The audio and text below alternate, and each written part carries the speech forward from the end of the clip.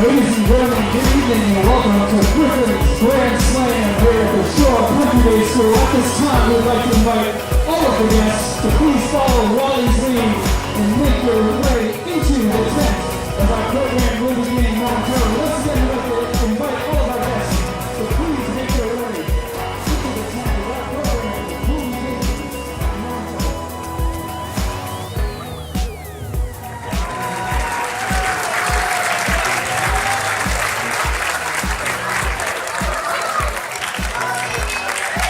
One more time, let's have a nice round of applause for Wally.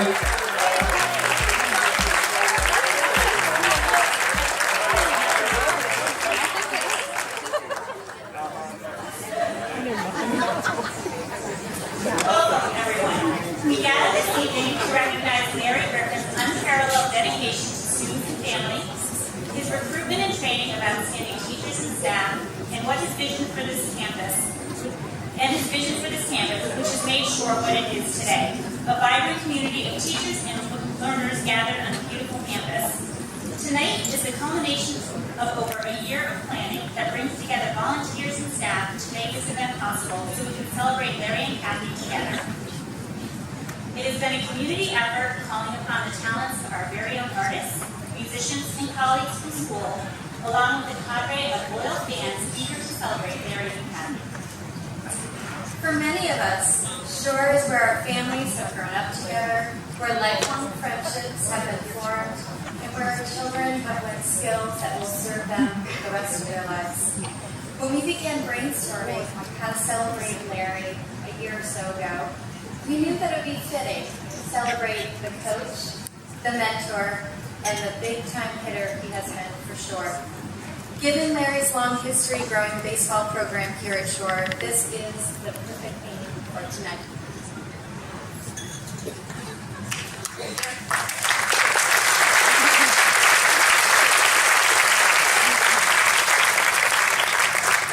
In baseball, a grand slam is a home run hit with all three bases occupied by base runners, thereby scoring 4 runs, the most possible in one play.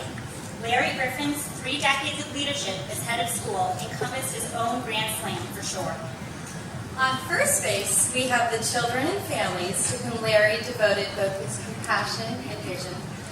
On second base, we have the faculty and staff he rewarded with trust and the highest respect. On third, the stunning campus and facilities whose renaissance he guided. And at home plate, Kathy, Robbie, and David, the remarkable family whose history is thoroughly entwined with Shore's, and whose strength and love nourished ahead's heroic journey around the bases and back to home plate.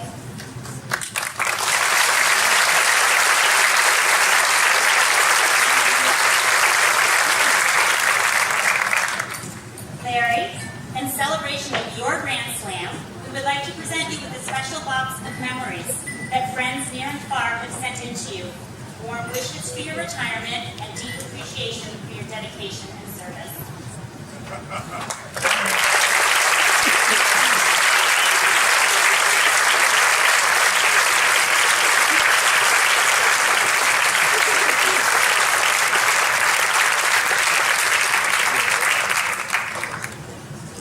We have a few special speakers here tonight, and we want to get started.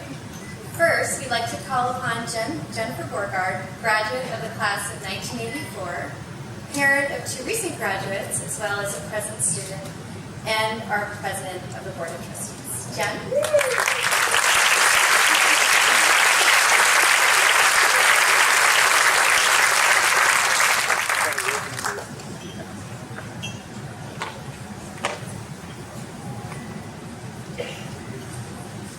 Sorry. So thank you, Courtney and Robin, Rosemary Van Otterloo and Chris Trusty for their leadership, and planning committee volunteers Aaron Van Otterloo, Allison McMaster, and Carol Townsend for pulling together a great night and some wonderful surprises along the way. On behalf of the Board of Trustees, I'm pleased to announce that a new portrait of Larry has been installed in the Griffin Center for Creativity this week. This is a wonderful addition to our campus and fitting to house it in the Center for Creativity, which is named for Larry.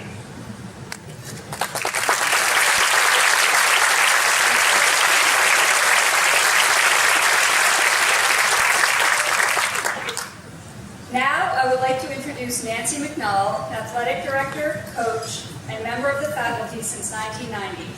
One of Larry's wisest decisions was to hire Nancy from University Liggett School in Michigan to join us at Shore. Welcome, Nancy.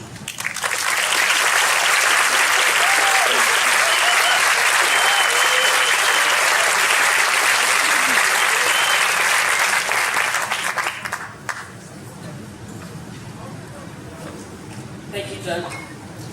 Every once in a while, we are lucky enough to run into someone who sees something in us that we didn't know was there. Somebody who takes an interest in someone who sees the best in them. It's safe to say that Larry Griffin has been a mentor to many. Tonight, I am honored to introduce someone who was highly influential in Larry's path to where he is today. But first, you should understand why I'm telling this story. Larry and I overlapped for 1 year at University Liggett School at Grosse Pointe.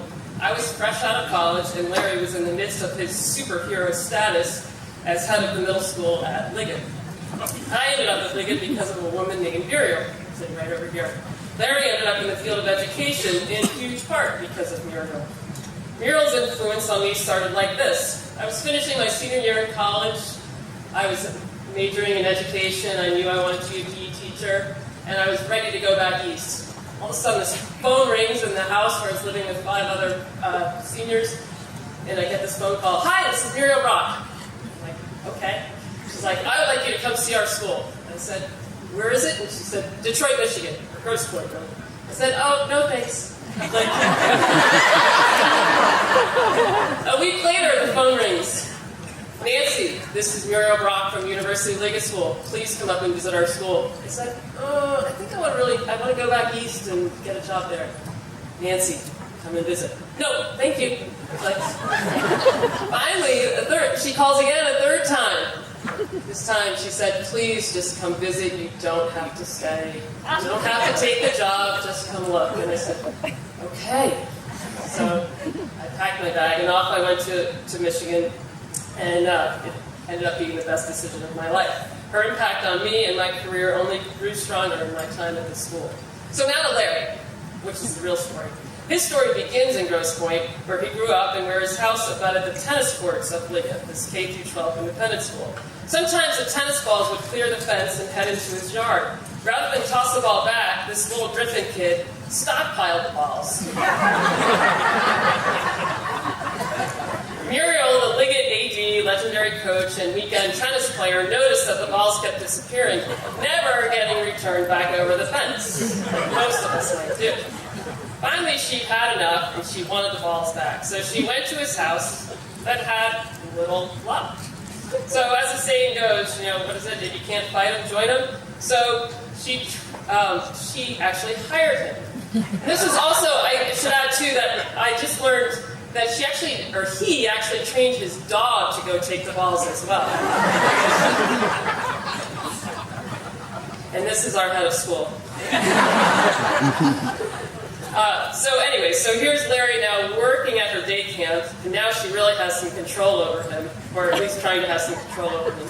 And at this renowned day camp, Larry became the Pied Piper of counselors. Muriel's influence continued. After high school, he went off to Ohio Wesleyan on a pre-med path that mostly included baseball, and as I've heard, fraternity parties. Still working with Muriel at the Liggett camp each summer, the fun of being with kids stuck with him. He relocated to a school in Florida to change his focus and direction. After earning a degree with an eye on teaching, Muriel was still in close contact. When an opening surfaced at Liggett, with Muriel's insistence, they came calling. Within 2 years of starting his career, he was filling in as head of the middle school, again at the urging of Muriel. Still, working at the summer camp, he finally stopped one summer in order to get a graduate degree at Dartmouth, again at the insistence of Muriel. But wait, let's stop here for a minute. Muriel had a vision of who and what Larry could be, but he wasn't quite dressing the part. So she goes to him one day and says, Larry, tomorrow there's a sale at Hickey's. You've got to go. He's like, no, I have to teach. I have classes. She's like, no, you have to go. This is a one-day sale. This is the annual sale. You got to get there. So, I don't know. Are you still wearing clothes from Hickey's? Same blazer? Guilty. Several years later, Shore came calling, and Larry took the dive to become Shore's youngest ever head of school, again with the sage advice from Muriel. It has been Muriel's influence on Larry that has guided him towards an amazing career in education. It's safe to say that both Larry and I owe Muriel more than this tennis ball.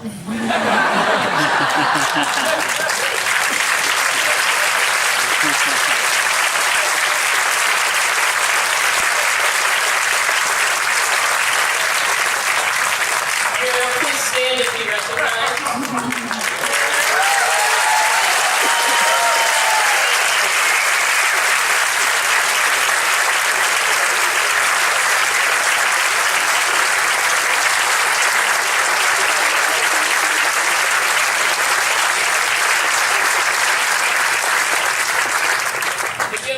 Talk with her. She has many more stories to tell. A meaningful connection that I share with Larry is our affection for Muriel. However, as AD at Shore for 27 of his 30 years, I can't believe I'm saying that, we have also shared a passion for Shore sports. In 1990, Shore had one sport each season for the girls and one sport for the boys. It was clear that we could meet the need for more of our students by adding some alternatives to the program. It was Larry's support for expanding the sports program, and in particular adding baseball, that started the process of diversifying the Shore athletic program. Of course, it didn't hurt that the head of school also wanted to be the baseball coach. So it was clear who we were going to hire. Sandra Van Allerloo, current teacher and director of secondary placement, was also a member of that first baseball team. He is here tonight somewhere too.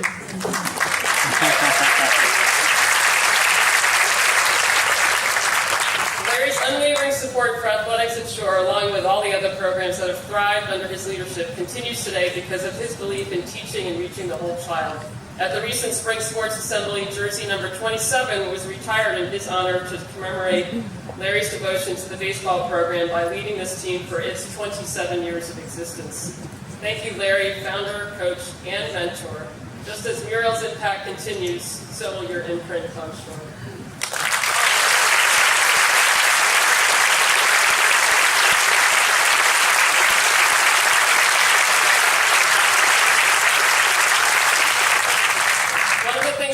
About this school is the opportunity to work with kids kindergarten through 9th grade and then see them come back after they graduate. I had the honor of teaching both Robbie and David Griffin when they were students at Shore, so I'm excited to introduce Larry's two sons, David, class of 2000, and Robbie, class of 2008.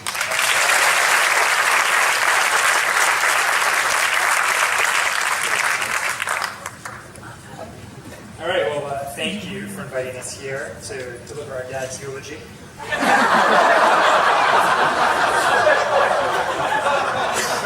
So we're here to celebrate all the things that go into Larry Griffin's leadership of this school for the past 30 years. So we're wondering what makes a great leader. You can see the signs on campus. The school has transformed a great deal. You look at the annex when you arrive, to the Center for Creativity.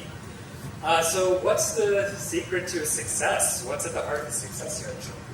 So we've taken some time to go through and figure out what can we glean, what can we get from years of observing and living with Larry Griffin. So these are the leadership traits that we've identified as being integral to his success. Communication. We all know that a great leader is a clear communicator. Communicating clearly to children is particularly challenging and important at a school. So to illustrate our dad's skill, we want to go back to a memory from our own childhood. As you might imagine, we did a lot of camping growing up.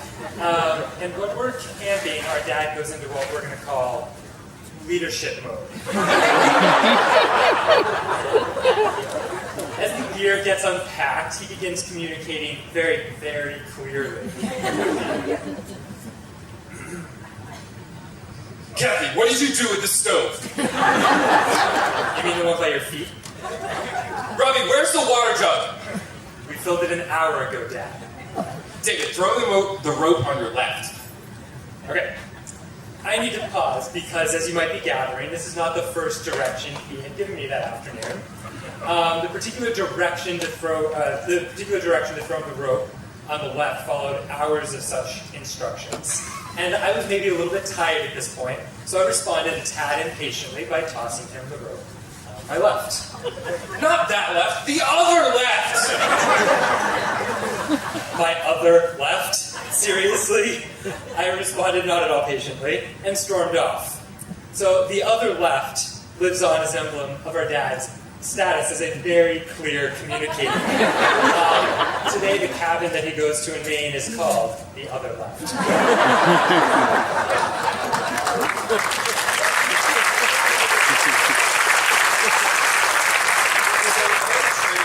That he has exhibited over the years is confidence. He's always made sure to do everything that he needed to do to be confident in himself and then go and just go for it. And so one such time was when we were up in Maine and the whole extended family is around. In fact, our Uncle Brian and Aunt Mo had just recently had their first child, Nate, and Aunt Mo had not left Nate with another adult alone yet. And finally my dad convinced them to come out on the boat for a cruise. And all week we'd been going around, the cousins had been going wakeboarding and water skiing and tubing and all this stuff. But my dad wanted to make sure that they got out for a nice cruise around the lake and had a good time because they've got an infant child. And so my mom stays behind with Nate on the beach, and Aunt Bo and Uncle Brian get into the boat, a bunch of us get into the boat, and we go around and have a really nice time going on the cruise. And my dad is so confident in his abilities to keep track of everything that he got everything in order, other than the fact that you only have enough to get halfway around before the gas runs out. His gas gauge didn't work, by the way. He just thought, no, I know exactly how much gas is left. So then we got to watch Uncle Brian get into an inner tube and take a paddle and try and paddle on one side, only to turn around. So then he tried the other side to turn around again. And then he made us get out and pull one of us on the rope in the front and the other push from behind as he's still in the boat, just kind of working things out. So we were so glad to see how confidence could do such great things for a person's life. And we knew he would learn from all these experiences because he always takes things into account going forward. And so about a year later, we go out and we've just had a great week. And my grandmother and grandfather come into the boat for a nice cruise, evening cruise as the sun's setting. And we get to the same other end of the lake when the gas runs out yet again. He was always confident.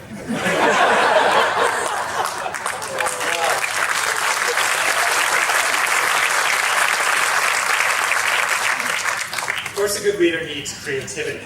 And especially in working with children, I think our dad's creativity, well, first I should say that my dad's primary advice when I was thinking about teaching, we're both teachers ourselves, was that you really have to love working with children. And this is great advice. And so he does a great deal with kids, and I think his creativity is on display with regard to the kids, most with the Halloween costumes. Everybody remembers, especially, I think, the Minion costumes.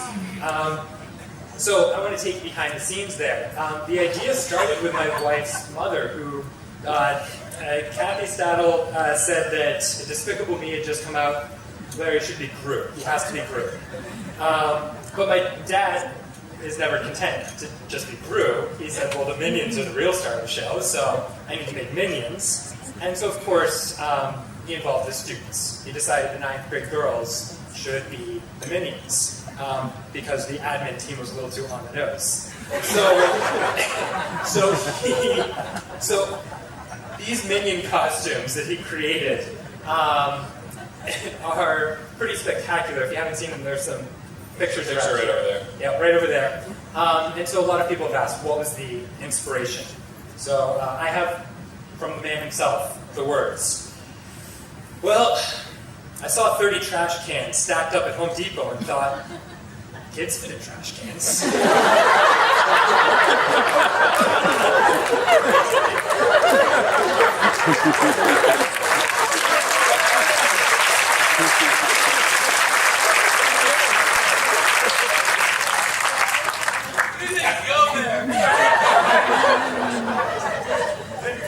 It gets better.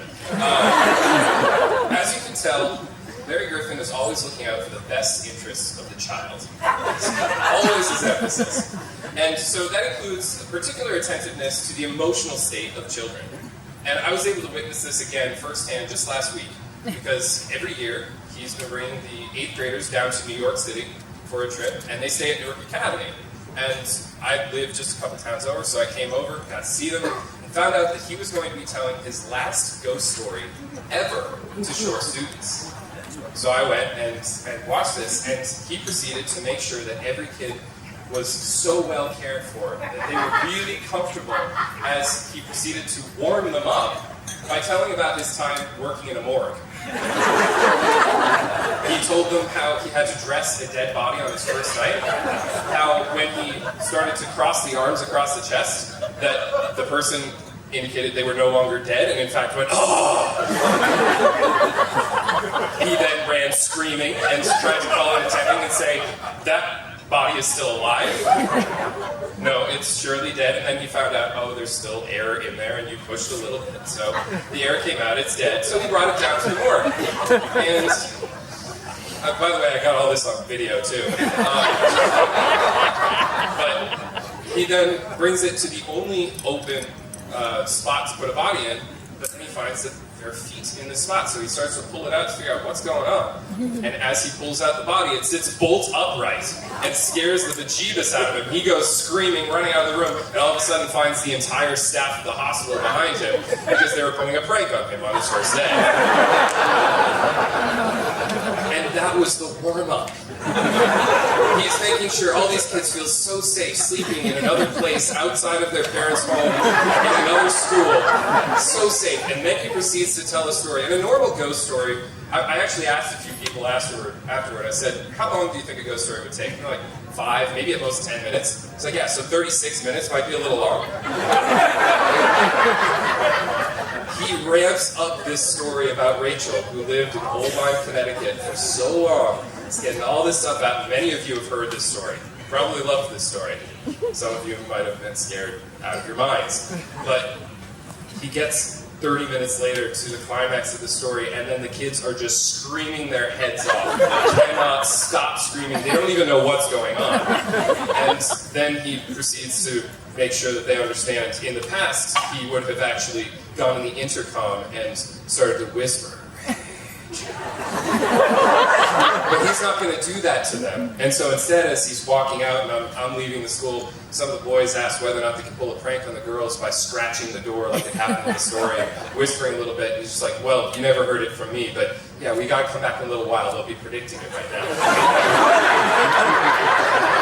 So he's always watching out for the best interests of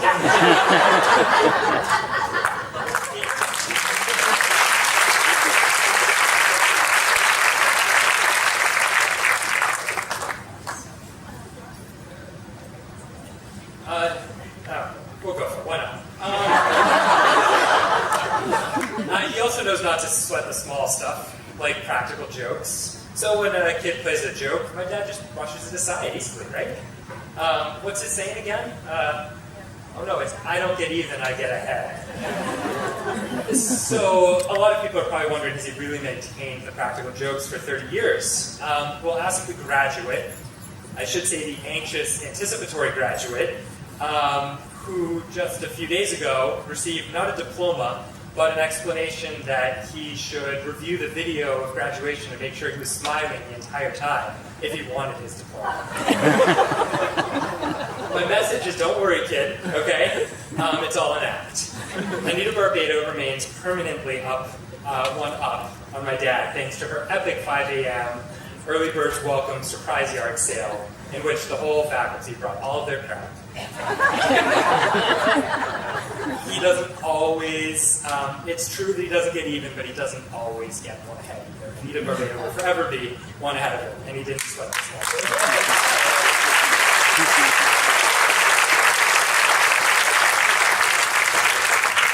Another key attribute to any leader is attention to detail. And this was particularly evident one day as school was starting, and he was coming to school to make sure that he could get there in time for the flag ceremony, because the entire 9th grade and NT were leaving for Squam.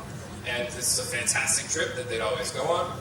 And all of a sudden, my mom and I get a call, and he's only about 3 or 4 miles away from us on the way to school, and he needs us to come immediately. So get into a car and rush off, and find that he had attended to every single thing, because he makes sure that he's got everything locked down for these trips. He's got his van filled up with stuff. He's got a boat to go up there because the kids are canoeing over to the island, and he wants to have a boat in case somebody has an injury or whatever, so he can get them out of there. Learn from experience in that one. And so he's got everything ready, and he checks everything down to the last minute detail, except for the whole making sure the latch is on really tight on that trailer. Because I've never heard of someone crashing a boat into a car, but I've certainly never heard of it being done on land. He managed to let the boat fall off of the back of the van, pull back onto the chains, and get rammed into the back of the van, hurting both the van and the trailer a little bit. And we needed to come because the boat was on the ground and he couldn't drive anymore. So we made sure he always had every little detail down.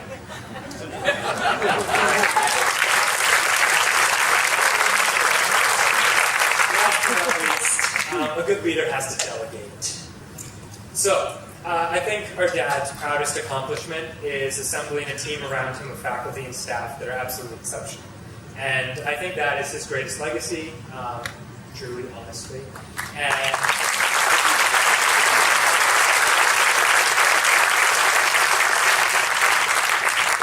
having hired such an impressive bunch, naturally, he can trust them and delegate to them.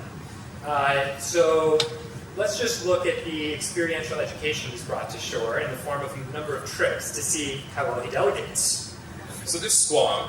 Well, obviously, he had to go to Squam. It starts the 9th grade year. It's so pivotal in our experience. Absolutely. And Yarmouth. Yarmouth is just essential to 8th grade. You can't delegate that one. So he's got to go to Yarmouth. Naturally. And mountain school, I mean, the whole point of mountain school is pranking Larry Griffin, so you had to do that. That's a good point. Yeah, you make a good point. New York, I mean, you got to go to New York. Who's going to keep the master key to get into the building? Well, actually, just last week, he kind of left the master key on his key ring in his office and then went down to New Jersey. Yeah. They couldn't get in except the front door because they got an extra swipe card. So, what about 5th grade in Mystic? Yeah, after one heart attack, he's done there, right?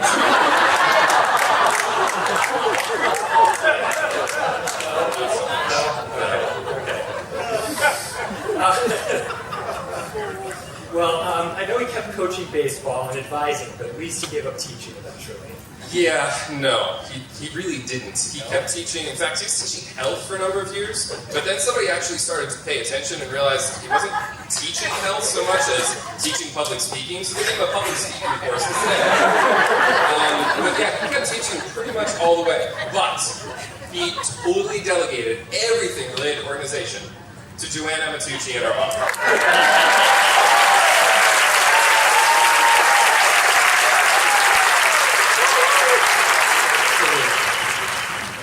So we've joked, but in all seriousness, the reason that we have is because there's nothing that better captures the spirit of our dad than laughter. I think perhaps the greatest characteristic that he possesses is his ability to laugh at himself, and to remind us all that we shouldn't take ourselves too seriously. With that said, we're going to take ourselves a little seriously. So, we're here to celebrate my dad's influence on a whole lot of people. Not least us. We're both teachers now. I teach high school English. Robbie teaches middle school history.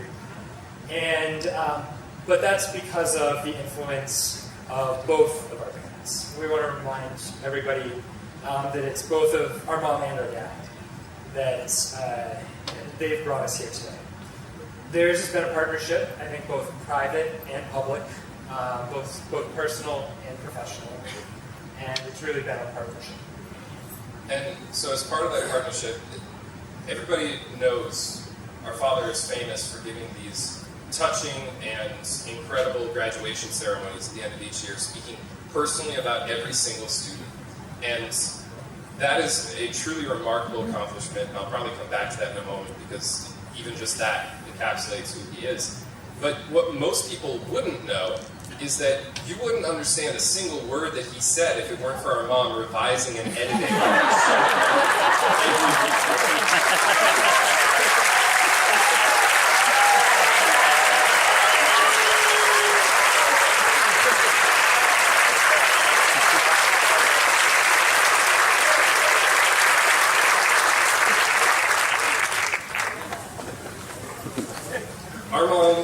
is truly the most amazing teacher I've ever seen. And I never had the good fortune to have her as my own teacher, but of course she's been a teacher to me in some manner for my entire life.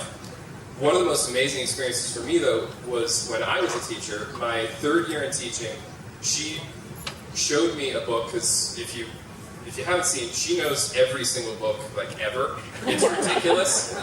I would, in an entire week, like, she was working at Banbury Cross Children's Bookstore for years, and at the end of the week, I would see this pile of books that had been on, like, the piano, and all of a sudden it's a new pile. And I go over to her and I say, "What happened to the books from last week?" She's like, "Oh, I read those. I didn't see you reading this week. When did you do that?" She'd read like 7 books that week. She's reading another 7, so she always knows exactly what to recommend. And so I teach Chinese history. That's not exactly the most accessible thing for 7th graders. And she found the most phenomenal graphic novel that had just come out that year, recommended it, and we started to teach it that very year. I was co-teaching with another teacher of mine, but she came down for 3 days when we were teaching it to help us out. And as preparation, she watched the entire week of videos of my class from the week before to see what the kids had been talking about, what they were used to, and get a sense for who the kids were. And over the course of those 3 days, like, she just jumped straight into it. She knew every one of their names. She knew what every kid was like. And that's what she's done to every kid that's been through her classroom, or even outside her classroom. She touches everybody that she comes into contact with. And as it's going along, on the 3rd day, a particular predicament came up, and some of the kids were struggling with something, and I had an idea of how I would deal with it. I had an idea of how my colleague would deal with it, but I didn't know exactly what to do. And so my mom was right next to me, and I asked her, "Would you deal with this one? Would you cover this?" And so she just very quickly jumps in there, addressed the kids, and said things so perfectly, in such an amazing way, that every single kid knew that they were being supported, knew that they were being understood, but also understood everything so much better. It was a masterclass in teaching in just a few sentences. And I couldn't have had a better experience seeing, because being able to see it and know the predicament in that moment, I couldn't have imagined anything better. And so with my mom being such an amazing teacher, but also with my dad being such an amazing guy to connect with kids, that is how they work in partnership. That the things that my mom does amazingly complement what my dad's going to do, and David's going to speak about that in a moment, but Dad would take, we did a number of camping trips. We have a couple guys that came on the camping trips out in the audience. Thanks for being here tonight, guys. And so a lot of these guys, during the time, I would notice that my dad would take them aside and go for like a half an hour and just disappear.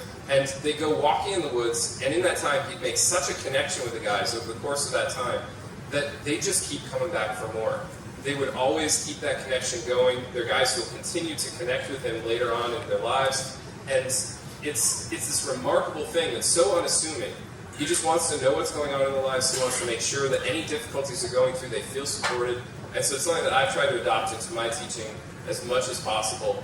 But it's truly remarkable. And one of the reasons that he's able to connect on that kind of level is because he's the consummate kid. I once asked one of his faculty members, what infuriates you about working for Larry Griffin? She's standing right in the back. And she said, well, sometimes I'll be teaching a lesson and we'll get to this really important part, and then all of a sudden there are these 8th and 9th graders that are just making such a commotion out in the hallway that we can't concentrate on anything.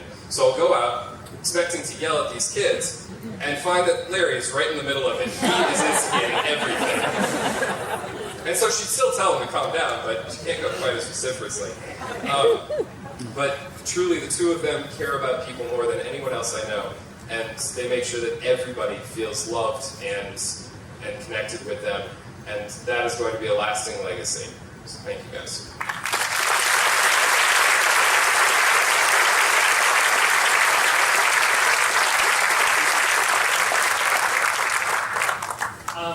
So this is a pair of master educators, and they have a lot in common, not least of which is their commitment. Their mission is to do the best thing for the kid. It's always for both of them, they share that mission, but they think very differently. So a frequent metaphor in our house is the forest and the trees. We talk about the forest and the trees. And if you know my dad, you're probably aware that he's a big picture forest thinker. My mom is a little bit more of a detail-oriented tree lover. So To understand this, I've got a couple quick anecdotes. With my dad, I think about, appropriately, baseball. So especially in the early years when he was head here, he spent a lot of hours at shore. He continues to spend a lot of hours at shore. But he would sneak home around dinner time, and we'd end up outside in the yard playing catch. And so certainly some of my fondest memories. And that game of catch would turn into him coaching. So he would give me a scenario. It would be runner on third, one out, bottom of the ninth, and you're up 5-1.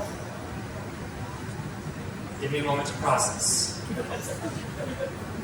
Then he'd throw a ground ball. I'd field it, throw it right back to him, and then he'd ask, so why that play? He'd ask an open-ended question. Why did you make that play? And I would say, well, the run doesn't really matter. We're up 5-1. We just need to get the out. Throw another ground ball, and we'd go on for hours. So right there, contrary to type, my dad was a model of patience in those scenarios, and really detail-oriented. All of those details mattered. But it was in the context of the whole situation, of the forest. You have to understand the whole picture. What's going on, what's the situation in the game, in order to make the right decision, in order to make the right play. And I think one of the reasons he's such a strong, decisive leader and decision maker is that that's his philosophy in life. You can know the whole picture going in, so that when a situation arises, you can respond immediately and without hesitation. So, from those evenings playing baseball with my dad, I think I learned everything. I learned how to field a ground ball. I learned how to teach. I learned how to hold a runner on third. I learned how to make decisions. I learned how to hide a broken window from my mom. And not least, I learned how to tell the forest from the trees and how to put those together. My mom is a different story. She was my 8th grade English teacher. Though Mr. Morris, he was the one who graded the papers. I don't think I've ever had a tougher class, period. And I have not avoided challenges. So I remember vividly in 8th grade learning, and this might have been at home and it might have been at school, I remember learning from my mom the poem by Robert Frost, Stopping by the Woods on a Snowy Evening. And the last stanza is the woods are lovely, dark and deep, but I have promises to keep, and miles to go before I sleep, and miles to go before I sleep. So I remember her teaching that there's a lot of controversy about a comma in this last stanza. The woods are lovely, comma, dark and deep. Or the woods are lovely, comma, dark, comma, and deep. There's a world of difference between these. Either the woods are lovely, dark, and deep, all three, or the woods are lovely, comma, because they are dark and deep. And that is hugely different. To me, the latter reading is much more compelling. It's a darker poem, but it's a more interesting poem. What more appropriate metaphor for the way my mom thinks than the idea that to understand the nature of the forest, the woods, you have to appreciate the importance of a single comma of the tree. That my mom fixed a lot of commas, a lot of dangling metaphors in my dad's writing is not the point. It's true, but it's not the point. The extent of her service and her role as her dad's partner extends much beyond that. She is equally a master educator. She's not only the single best classroom teacher I've ever had, but she's also, by miles and miles, the greatest life teacher that I've ever had. She's modeled for us, and I think for the whole community, the way to live in service to each other.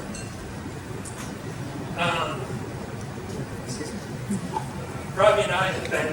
Where'd you get that from?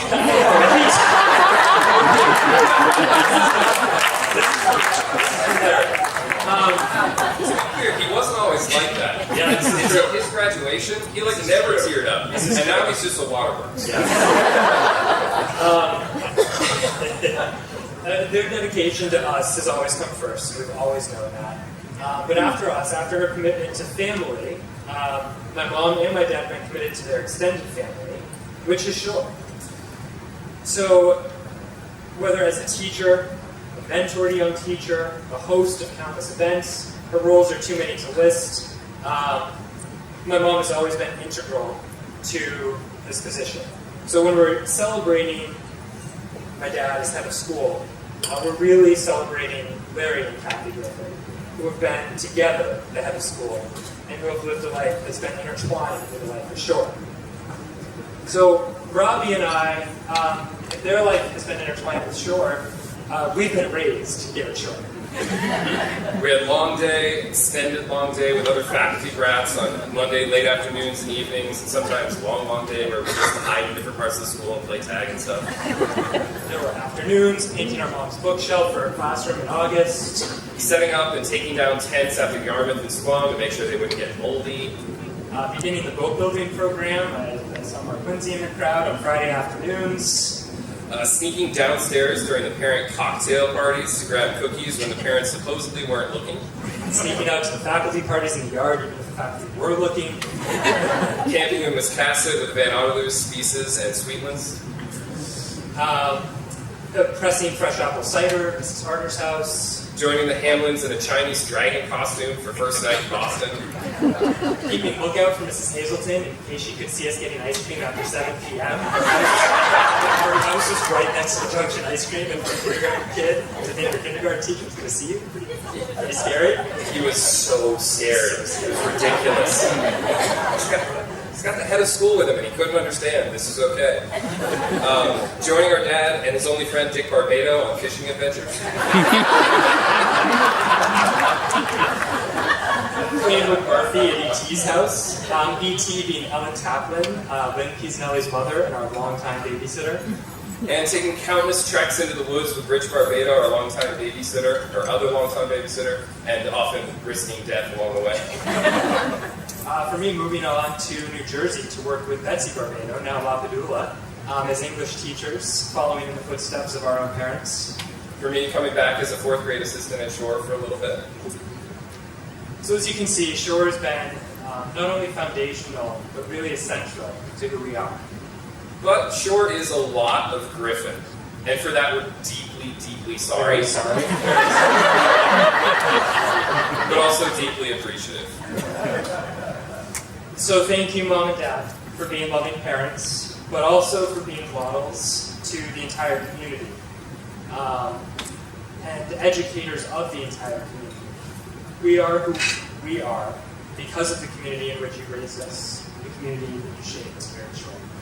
Which means you get both the credit and the blame. Cheers, thank you. Thank you.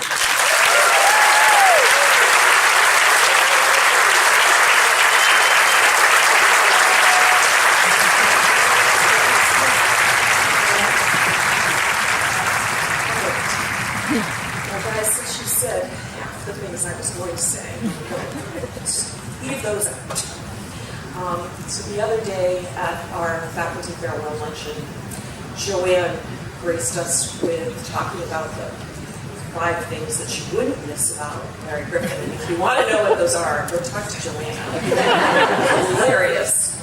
But I thought, all right, I'm going to tell you about 5 or maybe more things that I love about Larry Griffin. With a few little illustrative anecdotes, but I'm going to skip the ones that my son's already told. Number 1, his laugh. The first year that I was teaching at ULS, at Universal League School, I was a right out of college, brand new teacher, putting up bulletin boards in my classroom, which of course was the farthest away from anything else on campus, and I heard this noise. I heard this sound, and I called out to one of my colleagues in the hallway, and I said, "What was that?" And they said, "Oh, that's Larry Griffin having a math. Yeah, that was his laugh." I said, "Wow, where is he?" And they said, "Oh, he's probably down in his office." His laugh, I had never seen him. He had been at graduate school, never missed all of our meetings, and so I had never seen him, but I heard him. And I thought, wow, that's pretty cool. It's kind of an arresting sound. Uplifting. Sometimes a little shocking. As I got to know Larry, I learned that his sense of humor was really important to his way of teaching. He has self-deprecating humor. He's playful. He will stop any student in the hallway and start a staring contest. If your kids have been part of that, you know he refuses to lose. Leaning contests, kind of hand contests. When we started dating, we had contests with salt and pepper shakers, playing hockey on the table. It was like anything you could make into a contest, we made into a contest, and that was part of the playfulness, the ghost stories, and we'll go into that. The first time I ever went to his home in Grosse Pointe was for a wagon wheel party where he got his whole faculty together and gave them all the pieces of a farm wagon, and with no instructions you had to learn how to put it together and pull it down to Mack Avenue, which I've got to tell you was a very scary thing to do, particularly when beer was being served. The St. Patrick's Day parties that he always held, where he put green dye in all the food and dyed everyone's teeth. Something called the Stro Bowl, which was a football game between the divisions, and a little friendly competition where the headmaster of that school ended up knocking me out. That was the last time I played a friendly game of football. But Larry has always used play as a way of building community and collegiality. Teachers having fun together, teachers having fun with children. Sorry, I'm going to lose it. This helps us to build some greater openness so that we can talk to each other when tougher discussions are called for, whether that's a child who's done something that requires disciplinary action, or when you're having professional disagreements. The faculty that plays together, the teachers and students that play together can have deeper discussions, more serious discussions more easily. So his sense of humor and his laugh were probably number one that I became aware of. Number two, Larry is trustworthy. The first time he got me to go on an outing in Michigan for his famous outing club, it was a winter camping trip, and there was deep, deep snow. And I don't know if I was exactly prepared for that, but the first night of the outing, the kids all lined up in their snow gear to follow Mr. Griffin out into the night. And the other faculty members told me that they had to clean up back at the lodge. There was a lodge in a little unheated cabin where the girls got to stay. I don't know how that happened. But so they had to clean up. And so I, as the newbie, had to take up the rear of the night hike. So we headed out and we're stomping through the snow, and about an hour later, on this sub-zero, freezing, deep snow night, two of the boys from the front of the line come running back to me, where I've got kids on either arm who are crying because they're frozen through to bone. And they came back and they said, Miss Hubbard, can we speak to you? So, okay, and one of them, these two boys were Billy and John. And so Billy said to me, I think we're lost. And I said, no way, Mr. Griffin knows what he's doing.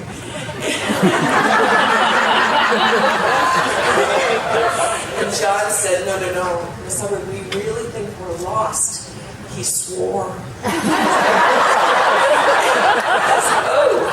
And I said, well, maybe he does that. Because he really didn't know him that well. And Billy goes, no, he never swears. And that's true, he never swears. And so I said, oh, good. So I said, well, why don't you go back up to the front of the line and tell them that we have some kids here who really need to get back to the cabin because they're really cold. And they said, okay. So they went running back to tell Mr. Griffin that the back of the line was very cold. Meanwhile, all the kids were staying in a straight line. They were just trudging, one after another, like minute after minute, half hour, hour and a half. We're still out there, no flashlights. And finally, from the front of the line, we hear this cheer, and they've come across a road. And so, okay. So about half an hour later, we made it back to the lodge, and I went to the boys and I said, oh, so we made it back. And they said, yeah, we were never really worried because Mr. Griffin always knows what he's doing. And they said it with a little bit of a sarcasm. And then one of them said, no, he always figures it out. Which I thought, well, we all follow him. Even when it's in the night in the deep snow without flashlights, we know he's going to figure it out. Students who are experiencing struggles of any kind, whether it's behavior, academic, physical, social, family, they confide in Larry. On any given night or weekend throughout these 30 years, it was more usual than not that Larry would be offering comfort, counsel, shelter, at times tough love, sometimes just a short shout out or joke to a current or former student. Sometimes it was parents calling in distress, sometimes teachers. Kids in distress showed up on our doorstep in all kinds of weather, all hours, looking for Larry's support and understanding. He always understood their pain, their need for stability, their search for someone to believe in them. The last interview that we had at shore with infant Robbie in tow, I fell in the parking lot of the Kings Grant Hotel. Larry had to stare down my mother, who arrived at the airport to hand off 2-year-old David. I couldn't walk. I couldn't walk, but Larry was convinced that the best course of action was to get on that plane and get back to Grosse Pointe so we could get to see a doctor and get the kids home. Well, my mom, Dorothy, was not having it. She was sure that this was a bad idea, and I remember Larry standing in the aisle of the plane where they let her get on to hold babies and all while they kind of moved me down the aisle, and he grabbed her arms and he just said, "Trust me, Dot." And only Larry could have made my mother, as you know, say, "Okay," and turn around and walk off that plane. Only he could pull that off. The third thing I love is Larry is challenging. Larry is not afraid to walk a boat. He, at our last school, was called a locomotive because if he felt something was good for kids, then it was going to happen. But if he was wrong, he was not afraid to admit it, almost. He still likes to blame me and Joanne for hiding everything from him. From his keys to his camera. I keep telling him that he may be good looking, but he's not a good looker.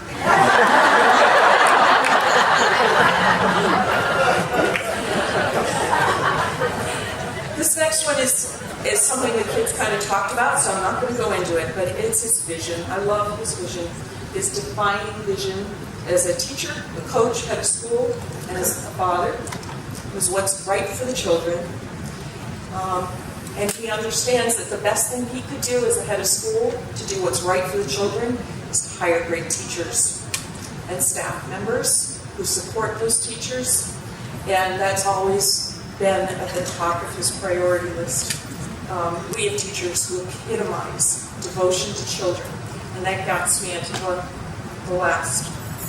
I love Larry's generosity and devotion. He will give and he will give, sometimes till he drops. Those of you around for the heart attack or the gallbladder or the back, or too many other limbs to mention, you know what I mean. He gives of his time, his labor, and his love. He's given to shore and the broader community. Our boys have had to share their dad with many others over the years, but they've never ever doubted his devotion to them. During the years of their childhood, each spring brought the greatest test of his devotion. The job of head of school doesn't lighten up for the spring, but baseball comes every spring. Larry's never been very good at looking at a calendar or a schedule. Right, Julian? Part of that is his absolute refusal to acknowledge that there are limits on how many separate activities may populate a given day. When spring came, shore baseball and Little League were both priorities. He would run out to the lower field, still wearing his navy blazer and khakis, and pitch to his shore players. Then he would run inside for one more meeting before charging to his van and racing to Pingree Field or Patton Park or both for a Little League game or two. After the game, he'd grab a burger at the Black Cow with the boys before returning to school to work on appreciation night tributes or graduation. As for me,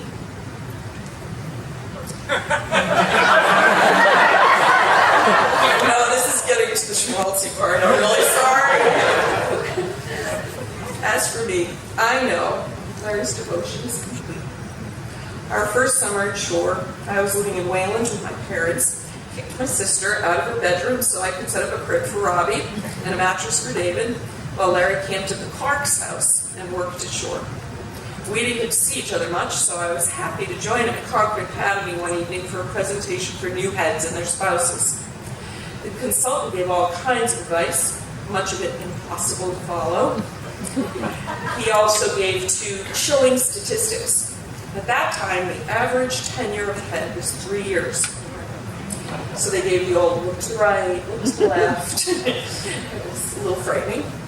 Far more frightening was the fact that of all occupations, perhaps excepting Hollywood stars, the rate of marriage failure was the highest amongst independent school heads, higher than CEOs of Fortune 500 companies. We were just coming up on our 5th wedding anniversary. So this was a little more than frightening. Larry, through thick and thin, heart attack, and migraines, camping trips and board meetings, raising our boys, juggling schedules, becoming empty nesters, and now facing the terrifying idea of you without a maintenance crew, kitchen staff,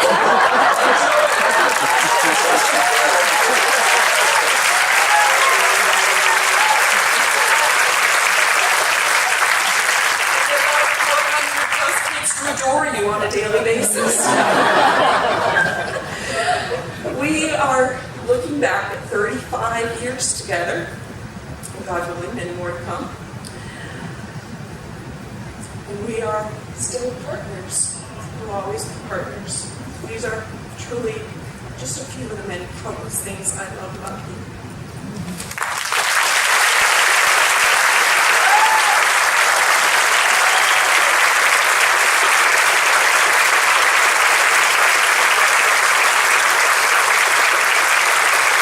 So after all this heartfelt sentiment,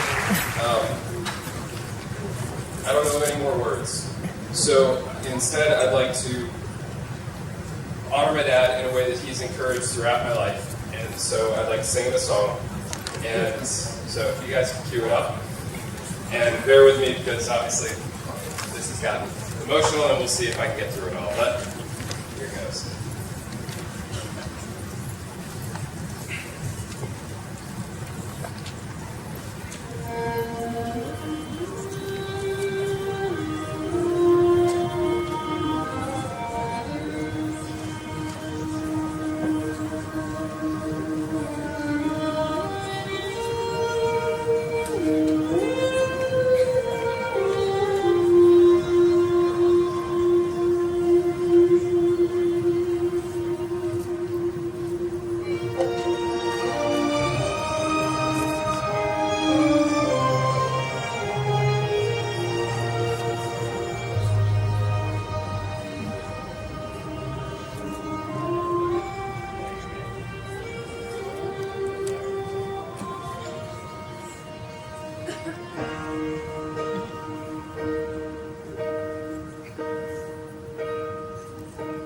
When I am down and oh my soul so weary, when troubles come and my heart burden be, then I am still and wait here in the silence until you come and sit a while with me.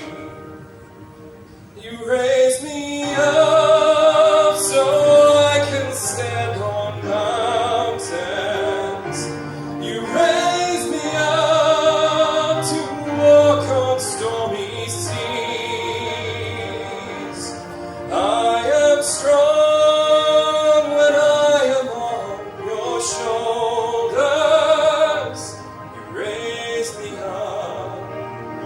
more than I can be.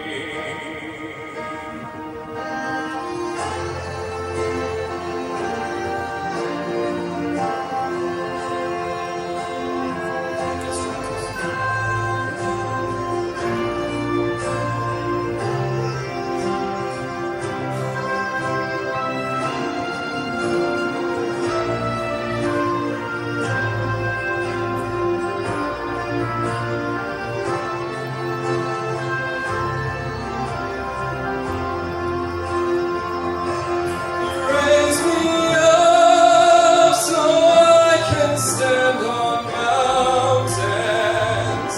You raise me up to walk on stormy seas. I am strong when I am on your shoulders. You raise me up to more than I can be.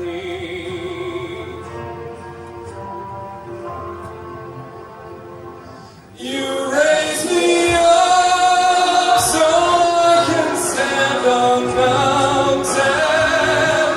You raise me up to walk on stormy seas.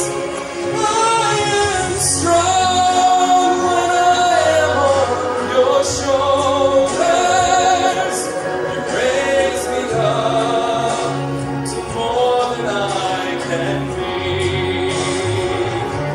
You raise me up so I can stand on mountains. You raise me up to walk on stormy seas. I am strong when I am on your shoulders. Raise me up to more than I can be. Raise me up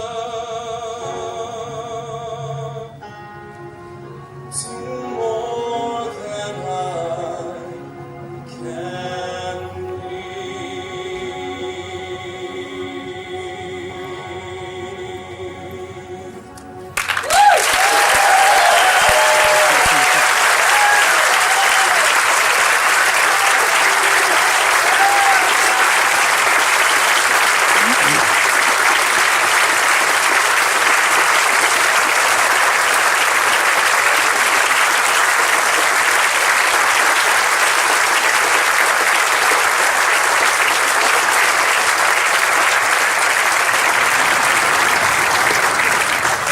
So Larry's just wants you to know, he just told Robbie, he said he could have done that. If you've ever heard Larry sing, you know he's a liar. But this is a baseball theme event, so this is going to be the 7th inning stretch. You can move around a little bit. We're going to have another song, probably won't make you cry like the last one. I hope you all have your little piece of paper. So, and now we're going to have a band for this one. I want to introduce the band. Over here on the stand-up bass keyboard here, we have Miss Alex A. Sacker, Laura Spiller's teacher.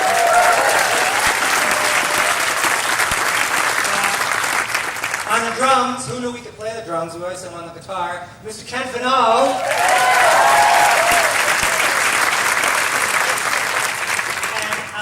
On keyboard, our extraordinary musical impresario, Miss Jennifer Boyum. We love her. And joining me on the vocals is Laura Loftel, who is our assistant and has been in 1st grade, just finished in 3rd grade, moving on to pre-K next year. And so we are going to sing this song to you, Larry. And in the spirit of the baseball analogy, this is Sweet Caroline with altered lyrics thanks to Son of an Outerloo, I believe. And because we're a school that embraces technology, we're going to use, and we have 3 verses. The first verse is going to be virtual. It's going to be on the monitors, so get a good view. I think it'll be self-explanatory. Second verse, faculty and staff only. So you guys sing loud wherever you are. You're supposed to be all clustered together. That obviously didn't work out. So sing really loud, and then finally when you come around to the third verse, everybody can join in. Put the words are on the paper. Here we go. Whoever chooses them.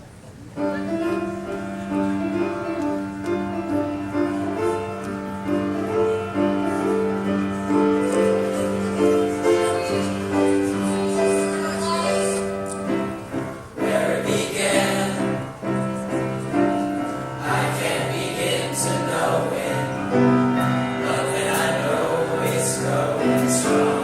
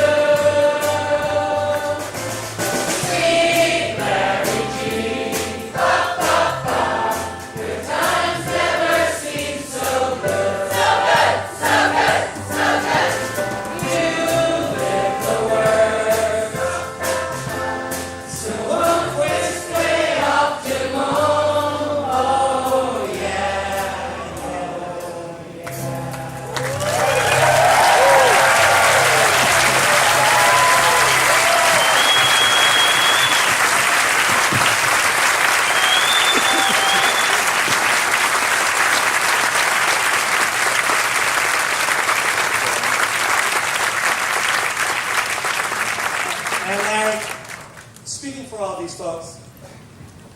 They didn't appoint me, I just appointed myself.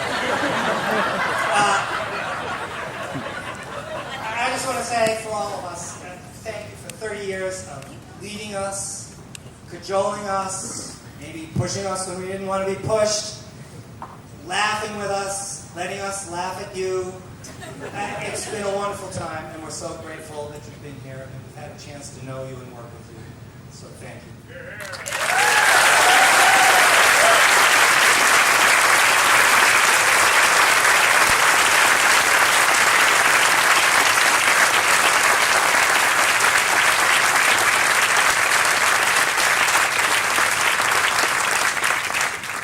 Next, I want to introduce two of the most fabulous ladies on the North Shore. Would you please welcome Rosemary Van Otterloo and Chris Trusty.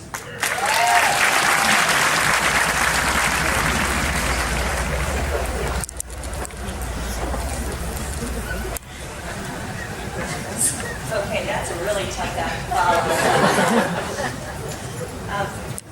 We would like to end the program portion of this evening on a high note with a big thank you from all of us to all of you, or to you, Larry and Kathy.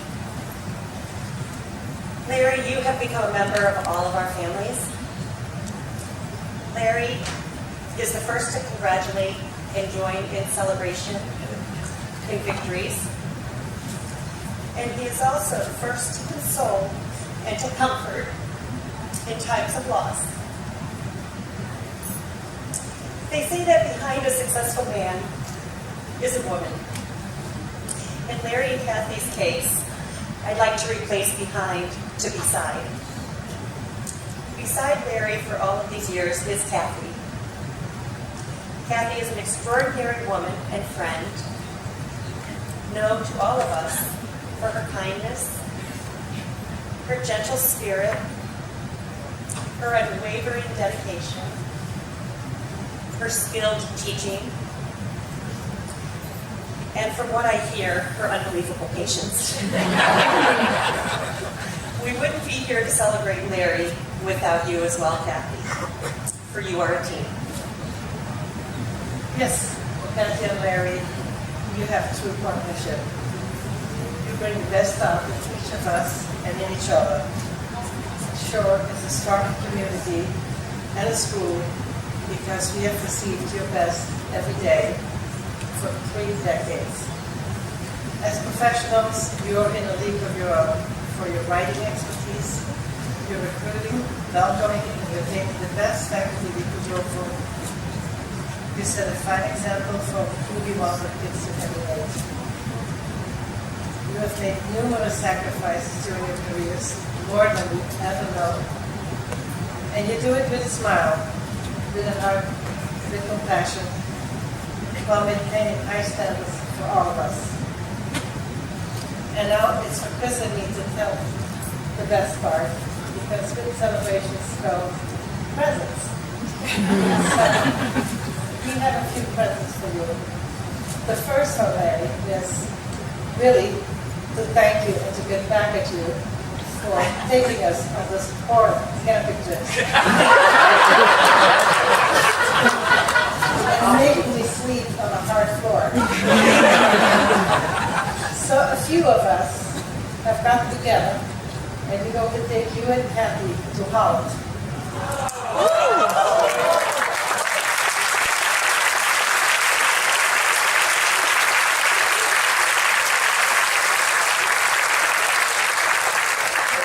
We are going to be leaving on September 16th. Business class to Amsterdam, where we will pick you up, a little group, and we will take you to the countryside in Holland, and we are going to make you bike.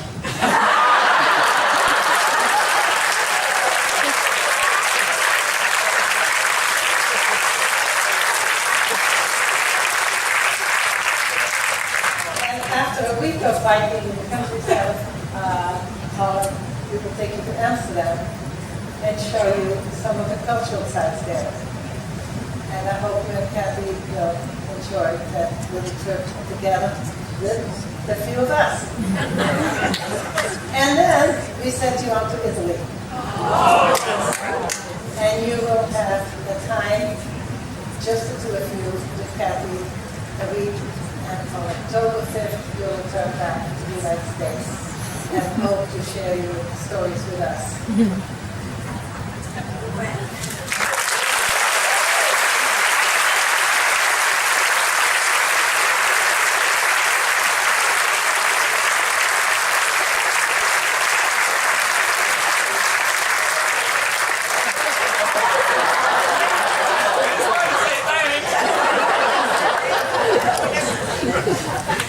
The final presentation is a gift back to Shore, and one that will reside in perpetuity in the beautiful Shore community, which you have led with your expertise and grown in size and programs for the last 30 years.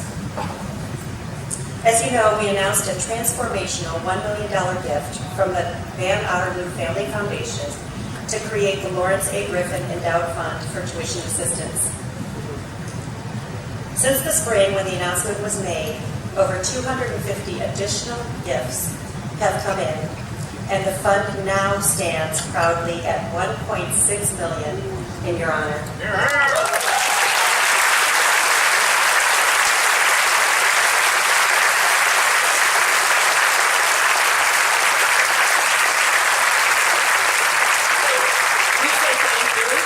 We say thank you, Larry. We say thank you, Kathy. We say thank you to Shore. And you, Kathy.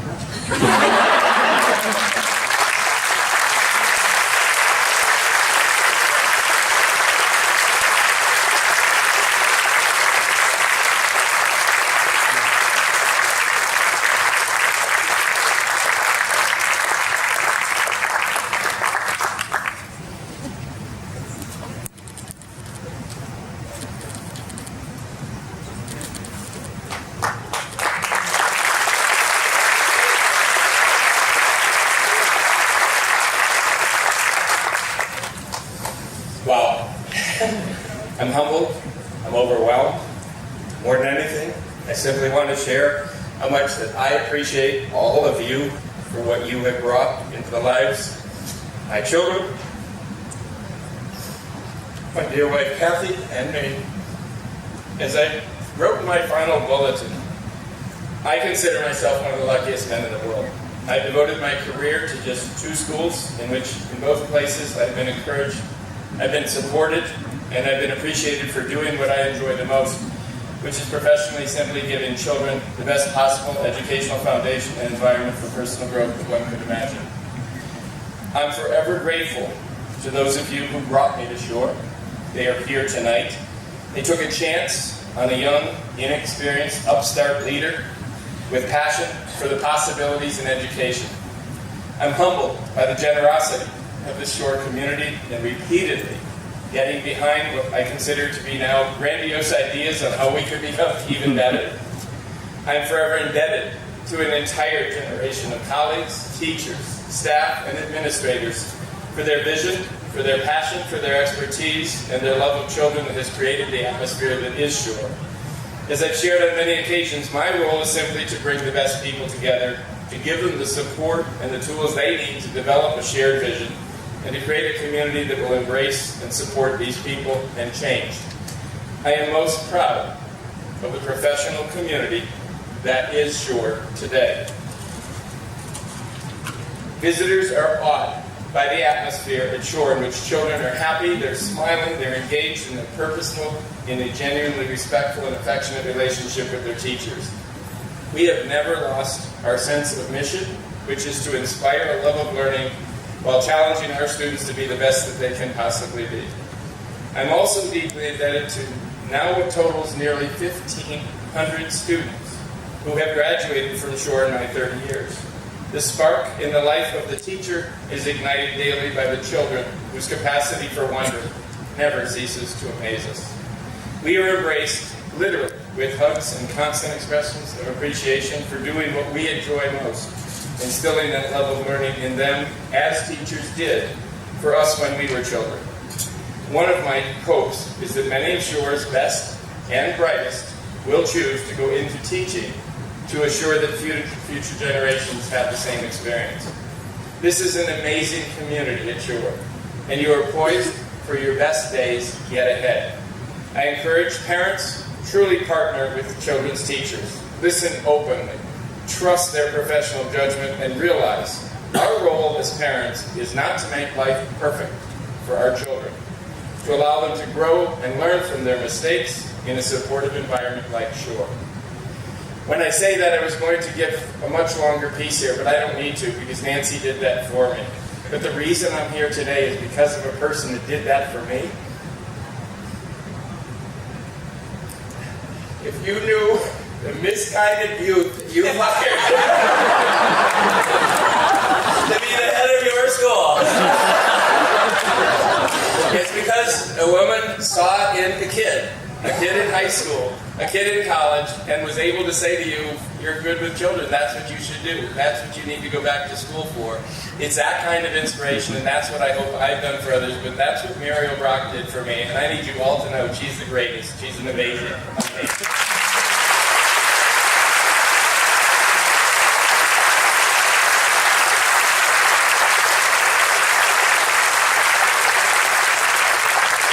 I leave you with confidence in the future of Shore, and incredibly deep appreciation for what it has meant to me, to Kathy, and to our sons, David and Robbie, whose choice to become teachers